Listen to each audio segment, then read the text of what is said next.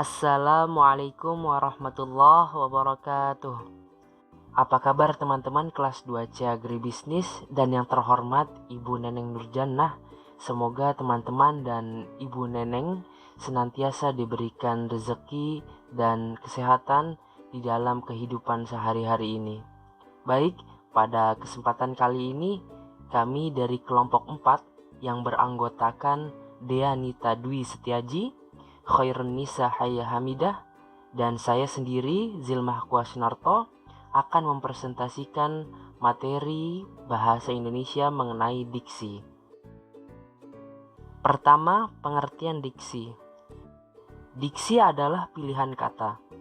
Maksudnya adalah kita memilih kata yang tepat untuk menyatakan sesuatu.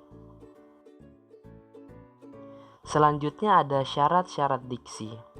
Yang pertama, ketepatan, yakni kemampuan seseorang memilih kata untuk keperluan penyusunan kalimat secara tepat. Nah, kedua ada kecermatan, yakni penggunaan kata yang cermat sehingga tulisan menjadi ringkas dan tidak ada kata yang bersifat mubazir. Dan yang ketiga adalah keserasian, yakni kesesuaian penggunaan kata-kata yang sesuai dengan konteks pemakaiannya.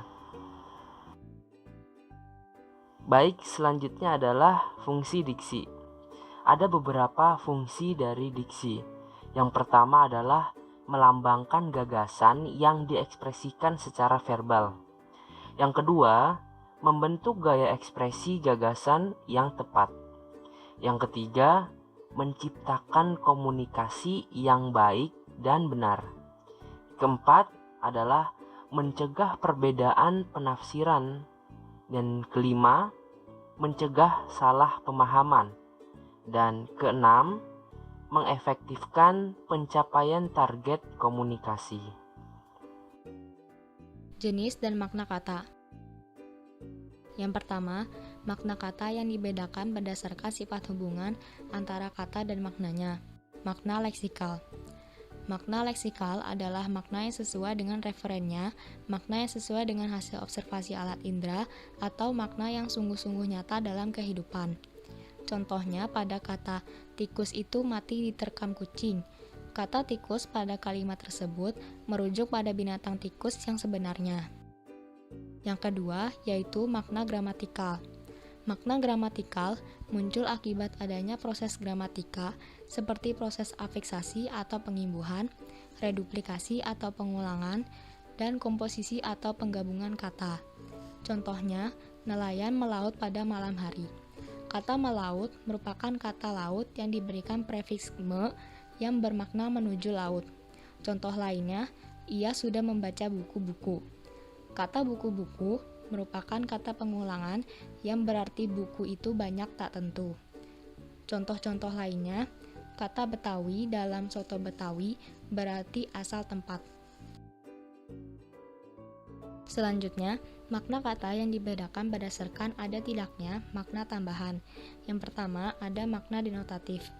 Makna denotatif pada dasarnya sama dengan makna referensial atau makna leksikal, yang berarti makna yang sungguh-sungguh nyata dalam kehidupan kita. Jadi, makna denotatif menyangkut informasi-informasi faktual dan objektif.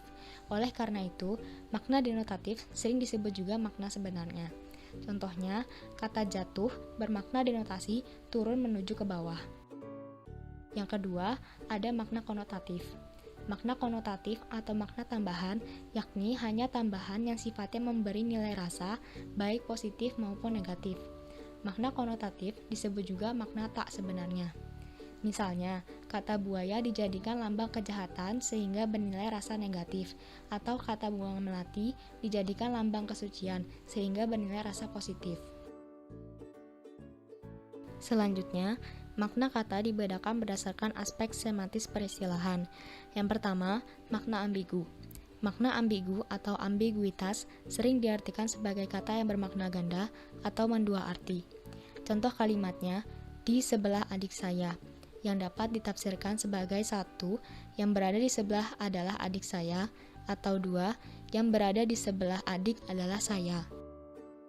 Yang kedua, makna polisemi. Makna polisemi lazim diartikan sebagai satuan bahasa yang memiliki makna lebih dari satu. Kepolisemian timbul karena pergeseran makna atau tafsiran yang berbeda. Contohnya kata tengah. Kata tengah memiliki makna antara lain 1. Tempat yang jauh dari tepi. 2. Pusat. Contoh kalimatnya, perahu itu berada di tengah laut. Maksudnya, perahu tersebut berada di tempat yang jauh dari tepi, bukan di pusat laut. Contoh kalimat 2. Rumahnya terletak di tengah kota. Maksudnya rumah tersebut terletak di pusat kota. Selanjutnya ada homonim, homofon, dan homograf.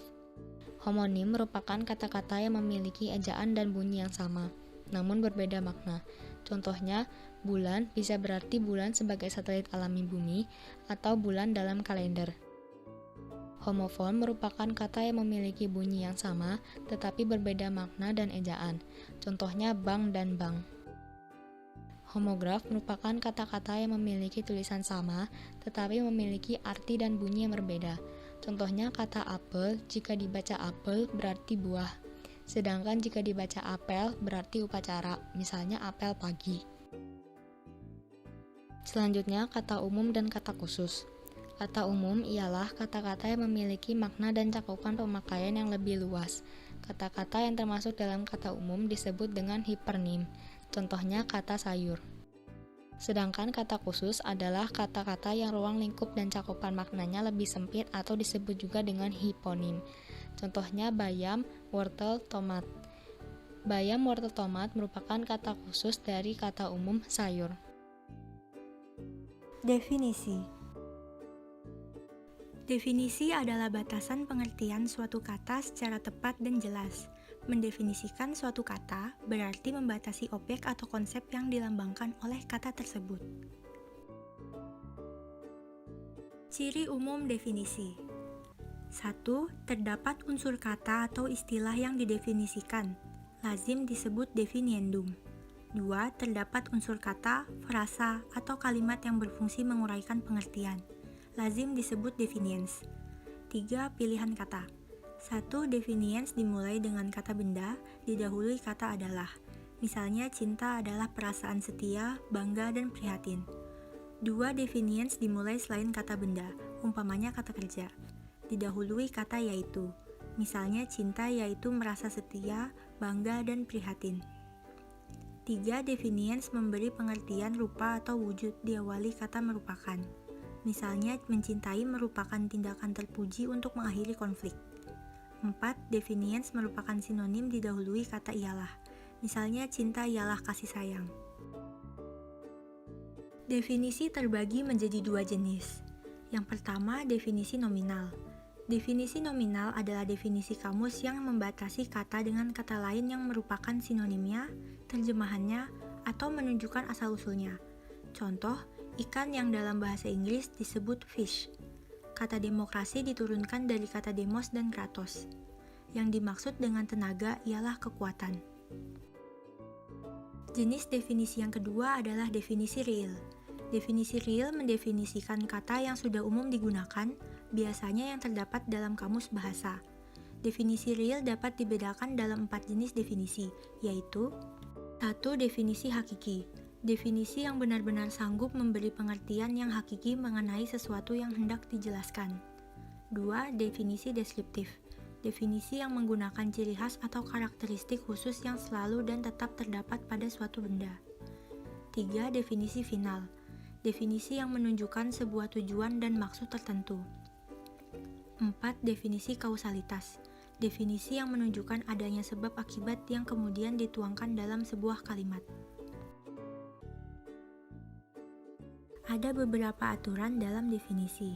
Yang pertama, definisi tidak boleh membentuk lingkaran, atau dengan kata lain apa yang didefinisikan tidak boleh masuk ke dalam definisi.